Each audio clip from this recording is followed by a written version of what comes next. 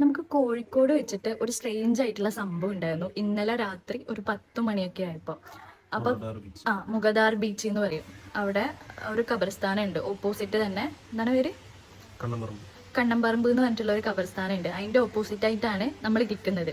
അപ്പൊ ഇങ്ങനെ കടലിലോട്ട് നോക്കി ഇങ്ങനെ നമ്മൾ ഇരിക്കുകയാണ്. അപ്പൊ പെട്ടെന്ന് അവിടെ ഉള്ള ലൈറ്റിനേക്കാളും, അതായത് കടലിന്റെ സൈഡിലൊക്കെ ലൈറ്റ് ഉണ്ടാവുമല്ലോ നമ്മൾ നേരെ നോക്കുമ്പോൾ, അവിടെ ലൈറ്റ് ഉള്ളതിനേക്കാളും ഒരു വലിയ നല്ല പ്രകാശമുള്ളത് എന്തോ വ്യത്യാസമുണ്ട്. നല്ല ലൈറ്റ് അത് ഇങ്ങനെ ഒരു സൈഡിൽ നിന്ന് വേറെ സൈഡിലോട്ട് പോയിട്ട് അത് മിന്നുന്നുണ്ട്. അത് കഴിഞ്ഞിട്ട് അത് ഇപ്പൊ നമ്മൾ ഒരാള് കടലിലേക്ക് ഇങ്ങനെ നീങ്ങുന്നുണ്ട്. എന്നിട്ട് അത് ഒരാൾ നടന്നു വരില്ലേ, അതേപോലെ സ്പീഡിൽ ആ ലൈറ്റ് ഇങ്ങനെ ആട്ടി ആട്ടി നമ്മളൊരു സ്പീഡിൽ നടന്നു വരുന്ന ആള് അതേപോലെ നടന്നിങ്ങനെ വരുന്നത്.